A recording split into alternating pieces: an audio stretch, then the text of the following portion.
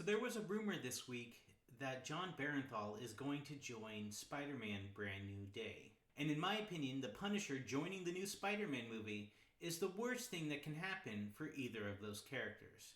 But first, please like, subscribe, and share. Anything you can do will help my channel reach more people. And if you like this video, make sure to hit that bell icon so you can get my videos as soon as they drop. Yes, there were rumors online this week that Jon Bernthal, the Punisher, would be joining Spider-Man Brand New Day.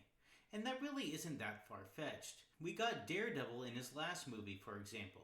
Well, at least Matt Murdock. We didn't actually get any Daredevil, despite the fact that that probably would have been pretty cool. So one thing that we got in that movie was the fact that Matt Murdock was just his lawyer. He didn't show up as Daredevil, he didn't fight anything. In fact, it was basically just a cameo. He played his lawyer for about 2 scenes, and then that was it. And honestly, that's all we really needed. We just needed him to show up. We really hadn't seen Matt in the MCU, so it was just nice to have him come back.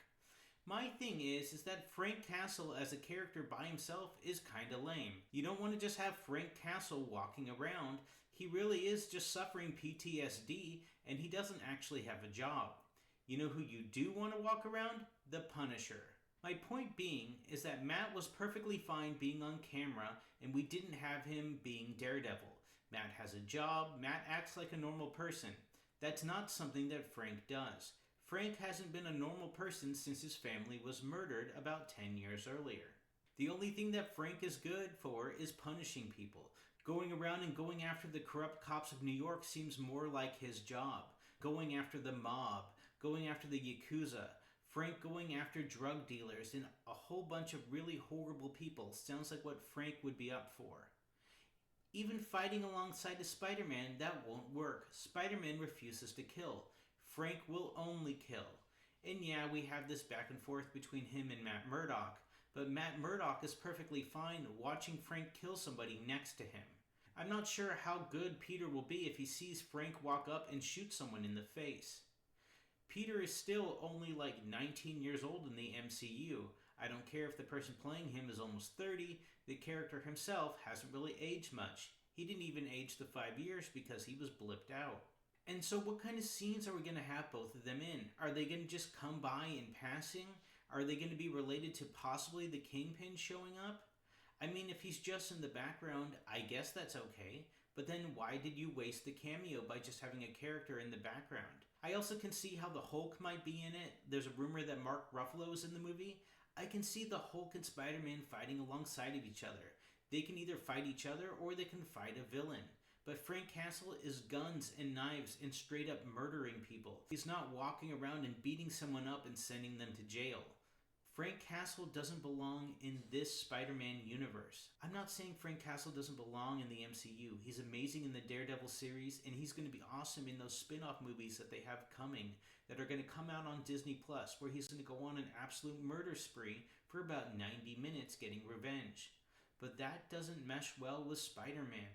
Spider-Man's going to be learning how to be a hero on his own, trying to figure out what it's like with somebody not holding his leash. Whether it's Doctor Strange or Iron Man, he's been held by the hand in his previous movies. He's now going to be on his own. And maybe Mark Ruffalo's the Hulk will be the person that leads him on this way. But not the Punisher. The Punisher could be coming after Spider-Man trying to kill him, I guess. And they could be doing this whole Hunter thing. But honestly, if that was what you were going to do, why didn't you just pick Kraven the Hunter? That at least would have been more exciting. Just to be clear, I absolutely love Jon Bernthal as the Punisher. He is Frank Castle. He's the only one that I've truly enjoyed as the character, and I'm super happy that he held out till when he was going to be only in mature rated content. Which is why I was so surprised that they were going to be bringing him into Spider-Man. There's no way Spider-Man's going to be rated R. I would be absolutely shocked. That would be Sony and Marvel throwing away hundreds of millions of dollars to make it rated R. I'm not saying it wouldn't be good. It would just be a waste of money on their part.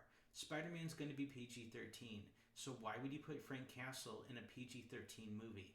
Trust me, I've seen them, they're not good. They just need to leave Frank Castle in his own universe, maybe interacting with the people of Defenders, maybe interacting only with Daredevil, or just going on his own killing rampages. But nonetheless, he doesn't belong with the happy-go-lucky Spider-Man. It just won't mesh well, and one of them will be sacrificing their values. Whether it's the Punisher having to live in a PG-13 universe and he can't kill, or it's Spider-Man going into a universe where he has to kill people. And I doubt that'll happen. So I really, truly hope that John Bernthal is actually not in Spider-Man Brand New Day. I think it would be bad for that movie, and I think it would be bad for Punisher. Keep them separate and let them both live up to their maximum potential. Hey, thanks for watching my video. Make sure to click that subscribe button and check out those videos on screen now.